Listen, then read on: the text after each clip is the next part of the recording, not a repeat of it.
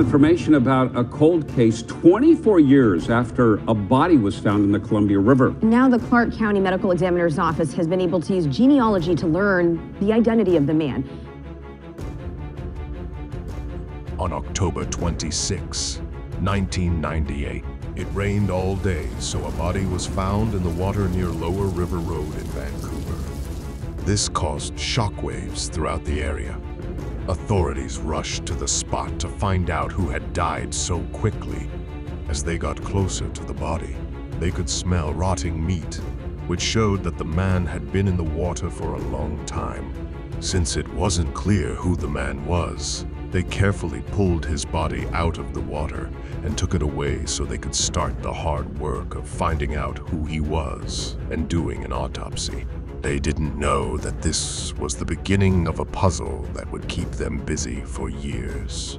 As the Office of the Medical Examiner started to do an autopsy on the unnamed man's body, a shocking fact came to light. The autopsy showed that he had been shot in the head. But when investigators looked at all the information, they came up with more questions than answers. Had the man committed suicide? Had someone else pulled the trigger? It was still hard to figure out what the truth was. But that wasn't all. People thought that the man had been in the water for 6 months to a year. Officials had a hard time figuring out what happened before he died. Even though time had passed, the man's age at the time of his death was still known by the medical examiner's office. People thought that he was about 53 years old. These new pieces of information only made the case more of a puzzle. Who was this, and how did he die in such a horrible way? They knew that they had to first find out who he was, which wasn't easy, because there was no way to tell who the man was when he was found. The cops didn't know where to start. In hopes of finding a clue, the cops looked at the records of people who had gone missing in the area. But they found nothing, so they don't know who the bones belonged to. They were desperate for answers, so they told agencies all over the Northwest in the hope that someone, somewhere, would be able to identify the victim. Even though they looked hard, they couldn't find what they were looking for. Another thing that could have helped the police figure out who the man was, his fingerprints. But the body had already started to break down, so this didn't happen.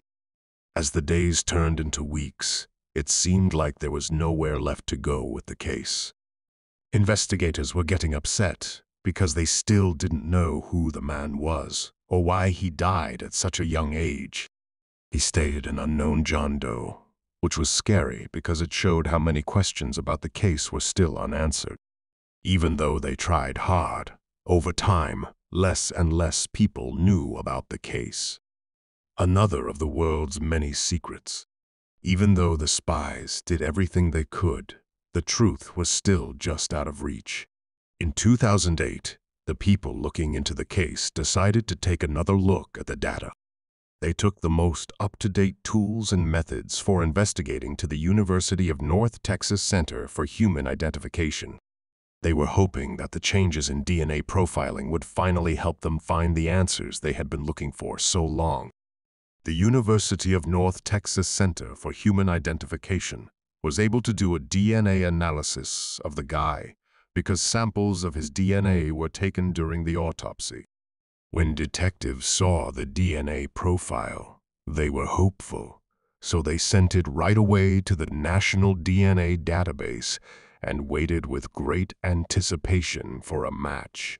But even though they worked hard, they couldn't find a match. The DNA profile gave them a new lead to follow, but it also showed them how hard it can be to solve a case when there aren't any clear signs. Still, the cops kept looking. They knew that each new step forward in investigative science made it more likely that the mystery of the man found in the river would be solved. After years of no news about the man with no name, investigators were eager to find out what happened to him. They chose to try something new around 2021.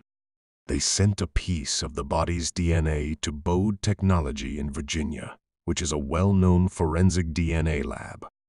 Scientists at Bode Technology were excited to take on the job because they knew how to get DNA out of hard samples. They knew that looking at the DNA sample would help them figure out who this mysterious John Doe was. Using DNA from the body parts, a forensic researcher carefully looked at the person's family tree. On the other hand, the historian who looked into things found that the family was related to a family from California. The researcher looked into the clue and found that it led to one person, the son of Chelsea Johnson Jr. and Ruth Marie Henson. Strangely, no one has seen or heard from this person named Michael Johnson since 1998. The agents knew they had hit the jackpot and were now one step closer to figuring out who the mysterious John Doe really was. So, as the leaves fell in October 2022, Nikki Costa, who ran the medical examiner's office, solved the puzzle of the unnamed man. Nikki found two of Chelsea and Ruth Johnson's other children, Russell Johnson and Kathy Bergen. They told her some shocking things. It seems like their brother Michael disappeared without a trace more than 20 years ago and stopped talking to the family. Could this be the missing link that police have been looking for so long? Nikki was keen to figure out who the man with no name was. She never stopped thinking that Michael's DNA might be in the sample. She was determined to find the piece of the story that was still missing. The DNA program for missing people at the California Department of Justice looked at samples from family members. The Wasatch County Sheriff's Office got a sample of Johnson's DNA from his sister, Kathy. In the meantime, the University of North Texas Center for Human Identification sent its 2008 DNA profile to California's Missing People program so that it could be compared to all the other data. The top medical examiner in Clark County, Dr. Martha Burt, finally figured out that the man who couldn't be found was Michael. Thanks to Nikki's hard work and the work of many groups working together, the man finally had a name and a chance to get justice. Investigators still don't know much about Michael's last days before his body was found, so they don't know much about the strange things that happened before he died. Finding out who he was a big step forward in the case and gave the police a place to start trying to figure out what happened. Two young men went for a walk on Independence Pass in Twin Lakes on June 19, 1970. It was a beautiful day in the summer, so it was a great day for a walk. But when they found something terrible, their trip took a turn they didn't expect. As they walked down the road, they saw the rotting body of a guy in a ditch on the north side. Some of it was covered by rocks that had fallen from the hill above, but that wasn't the worst part. As the two men got closer, they could see that the left arm and rib cage were missing from the body. It was a terrible sight, and their hearts were beating quickly because they were scared and didn't know what to do. The body was wearing a torn sweater and gray pants, and the smell of death was too strong to ignore. Who was he or she? What was his problem? As they stood there, stunned by what they had just heard, these questions kept going through their minds. The two guys didn't waste a single second before calling the police, who arrived quickly. As they got closer, they thought the dead man was in his early 20s. The cops carefully looked at the scene and wrote down everything that might help them figure out what happened. The police also saw that the man was missing his left arm and rib cage. He also had on 3 pairs of socks and shoes for climbing. Even a sock that was wrapped around his left shoe was found. But they also found some other strange things. They searched the man's pockets and found $7 and a razor. But those things didn't tell us much about the man or what happened to him. The man didn't have any money or identification with him, so the cops didn't know who he was or what had happened to him. Officers also looked all over the area around the body for clues, but they didn't find any. The man's body was quickly taken away from the scene of the crime and taken to a lab for analysis. But no matter how hard the cops tried, they couldn't figure out who he was. They looked at missing person reports, talked to locals, and even looked at tooth records, but nothing seemed to fit. The man was a total mystery, and the more they looked into him, the stranger he became. The way the body was found was strange to the cops. The man looked like he had been out in the weather for a long time, maybe even all winter, but his clothes didn't seem right for such harsh weather. The police couldn't help but wonder what happened to the missing body parts. Were they taken out after they died, or did wild animals eat them? Even though it's a terrible idea, they couldn't say it wasn't possible. Before July 15, 1970, when a shocking discovery was made. A state highway worker looked under the road where the body was found more than 3 weeks after the body was found and found the missing limb. The arm and shoulder were bare, but the skin was still on the hand and wrist. The discovery made the question even bigger. How did the limb get there, and why wasn't it with the rest of the body?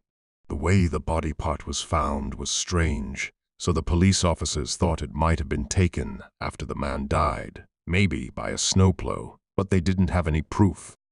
Over time, the strange man who was found at Independence Pass became a thing of the past. Because he didn't have any ID, he didn't have a name, so he was called Independence Pass John Doe. He was buried with a simple marker that said unidentified male in Leadville's Evergreen Cemetery. The case went cold, and as time went on, it looked like no one would ever find out who Independence Pass John Doe really was. In 2011, a man named John Pearson, who had spent years cleaning up the Evergreen Cemetery, was cleaning up a rural area when he found the grave of the Independence Pass John Doe. Pearson could not help but wonder who the man was. He had also served in Vietnam. He thought that if John Doe was from Independence Pass, he might also have been in the Vietnam War. Pearson got in touch with Audrey Simpkins, who works for the Colorado Bureau of Investigation as a crime and intelligence expert. Simpkins then asked Sylvia Pettum for help because she knew how to find John and Jane Does. In August 2011, the two of them went to the small town to find out what was going on with the strange grave. Even though they tried, the case went cold again. So for now, no one knows who John Doe from Independence Pass is. After 2 years of nothing happening, the Independence Pass John Doe case started to move forward in 2013. Audrey and Sylvia went back to Leadville to look for the case files, but they had already been lost. Together with the coroner at the time, Shannon Kent, they made sure that the details of the case were put into the National Missing and Unidentified Persons Services database. Sylvia then asked the Lake County Sheriff to dig up John Doe's body so that DNA could be taken.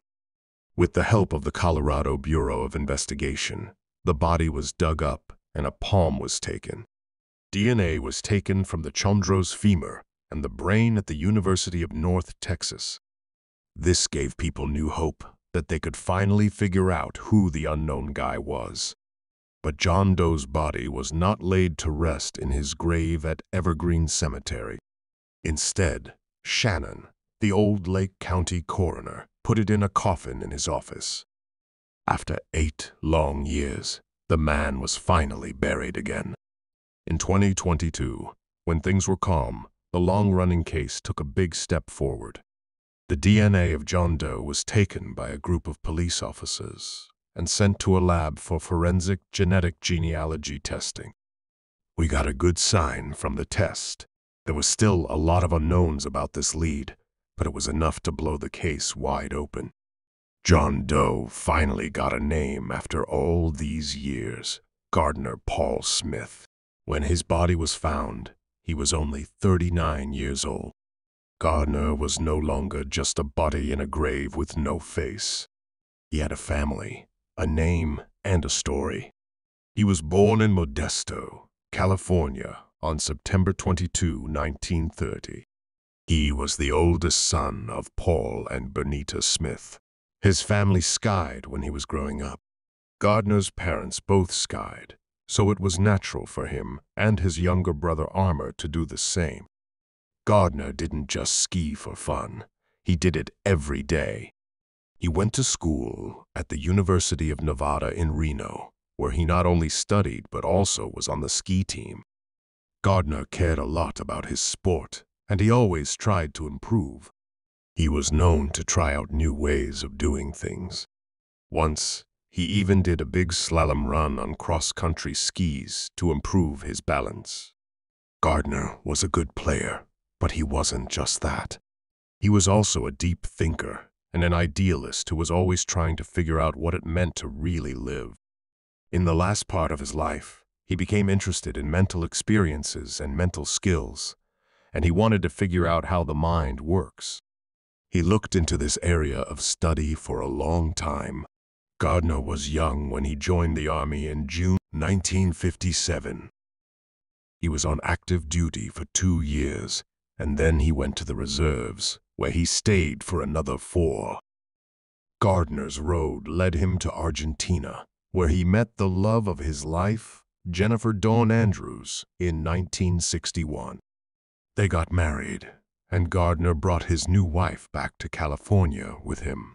Not long after that, on June 18, 1962, they had a girl named Jean, who was their first child. But at some point, Gardner left his wife and young daughter. After Jennifer and Gardner split up in 1968, she married Ernest M. Dillard. Ernest died in 1974, which was sad, and Jennifer was left without a husband for the second time. On the other hand, after his divorce, Gardner went back and forth between California and Aspen. Gardner's close friend and good ski racer Dick Dorworth remembers the last time he saw him, in 1968, like it was yesterday. Gardner was traveling and trying to tell people about a new ski pole grip he had made. He had other ideas before he came up with this one. He had also made goggles with 2 lenses, but they didn't sell. After spending a week sleeping on his friend's couch, Gardner left and Dorworth never saw him again. In fact, Gardner sent a message to his mother on November 12, 1969, which was the last time anyone heard from him. It said, "I'm fine. Don't worry. Love, Gardner." At the time, his mother was hopeful, but she didn't know that would be the last time she ever heard from her son.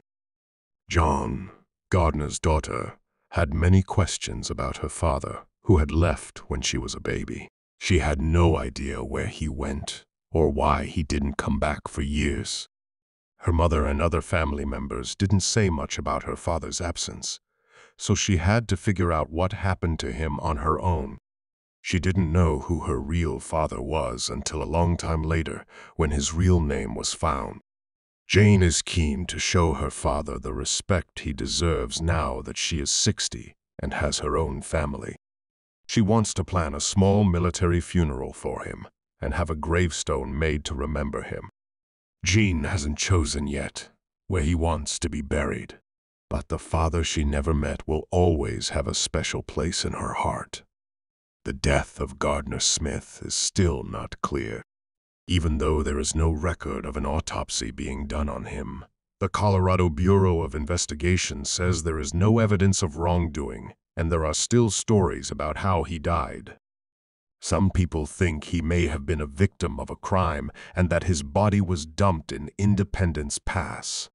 Others think he may have walked up there with the plan of going back down, but got caught in a sudden storm, got lost, and died from the cold. But nobody knew the truth about Gardner Smith's death, so a lot of questions were left open. On November 28, 1992, it was cold, and a group of people near the Walker Wildlife Area off River Road in Colorado saw something odd. As they got closer, They were shocked to see that a dead man's body was there without his head. He wore green shorts with big black designs and a tan to black pullover shirt with a mysterious mark on the left side of the chest. The sleeves were cut off at the arms. People told the cops, and with their sirens going, they rushed to the scene. As soon as they got there, they started looking around for anything that might help them figure out who the man was. They searched everywhere and turned every stone over. But that didn't happen. Even the man's clothes didn't tell the cops anything about who he was, so they were left scratching their heads. They had no other choice, so they took the body away to do an autopsy and try to figure out who it was. There, the body was autopsied by a medical officer, and what they found was shocking. The man had been killed by being cut, so it was clear that it was a murder. People in the town were scared after hearing the news, which sent shockwaves through the town. Who would do something like that, and why? The officers knew they had a lot of work to do, but they were determined to find out what happened. They didn't know that the road ahead of them would be full of twists and turns that would lead them down a dark path full of mystery and drama. Detectives started their search for clues with a clear goal in mind, to get closer to solving the mystery. But as the days turned into weeks and the weeks into months, it became clear that this wasn't a normal case. Clues they followed went nowhere, and the trail was hard to follow. They couldn't figure out why the man's head wasn't there, and that kept them up at night. Where could it have gone? Was it taken as a prize, or put somewhere nobody could find it? The agents wanted to find out what was going on, but they didn't have much time. As the months turned into years, the case got colder and colder. People started to forget about the man in the green shorts, and it seemed like justice would never be done. But the spies never gave up, and they knew that one day they would find the truth. As time went on, new technologies came out that were meant to make their jobs easier. In 2011, the case was looked into again, and the National Missing and Unidentified Persons systems helped. But no matter how hard the spies tried, they couldn't find anything. Every sign they looked into seemed to lead nowhere, so they were left with more questions than answers. Everyone was upset because they didn't know if they would ever find out who the man was. But the police never gave up, even as time went on. They knew that new information could always come to light, so they were always on the lookout and never let the case leave their minds. In 2022, the Mesa County Sheriff's Office was motivated to get the man in green shorts the justice he deserved. They would do everything they could to help. They knew that the old ways of investigating hadn't worked, so they decided to try something different. They called Othram, a company that does forensic DNA analysis, thinking that advanced genetic testing could help them figure out who the man was, or find a close relative who could give them important information. Even if it was a long shot, detectives were willing to try anything to solve the case. But modern DNA testing isn't cheap, and the police knew they would need money to move forward. So, they went to DNA Solves, a website that uses crowdsourcing data from people who want to help and cutting-edge genomics to solve problems that no one else could solve. The money was raised, and the tests could start because the agents worked hard and people were nice. Police had been unable to figure out what happened to the bones of the guy in green shorts for almost 30 years. But the incredible progress in investigative science finally let them start putting some of the pieces together. The parts were carefully packaged and sent to Othram's high-tech lab in the Woodlands, Texas. There, a group of smart forensic experts worked hard to get DNA from the bones and make a full genetic analysis of the unknown man. Using a cutting-edge method called forensic-grade genome sequencing, they were able to put together a full DNA code. This showed them something about the man's genes that they had never seen before. It wasn't enough to just have a DNA profile. The Othram team knew that they needed to use this information to find signs that could help them figure out who the man was. So that's what they did. They were able to find the man's distant cousins and make a full family tree with the help of their in-house genealogy team and investigative genetic genealogy. The information was then given to the Mesa County Sheriff's Office, which was able to find a possible brother of the unknown guy. By getting a DNA sample from this sibling, the Othram team was able to show that the unnamed man was Edith Thomas Romero. The Mesa County Sheriff's Office made a big step forward when they found out who Etus was. However, his death was still a mystery, so detectives knew they had to dig deeper to find the truth. Etus has changed a lot since he was young, but there are still a lot of secrets about his youth. Still, spies were able to figure out what kind of person he had become. As police looked into his past, they found that he had always helped other people and given up things for them. One way he showed how brave he was by serving in the military. When Etus died, they found out that he had only been alive for 26 years. In 1991, he and 2 other guys from Louisiana went to Grand Junction, Colorado. He used to live in a house on 4th Street that is no longer there. He was a cook at a restaurant close. Not much was known about how he died, but it was thought that he was killed in the summer of 1992. Now, the cops need the public's help to figure out what happened to Edith. Please tell the cops right away if you know anything about his sudden death that could help explain it. With each piece of information, we could get closer to the truth. How did this case make you feel? How do you feel about the first look the cops took at the case? In the comments, please tell us what you think.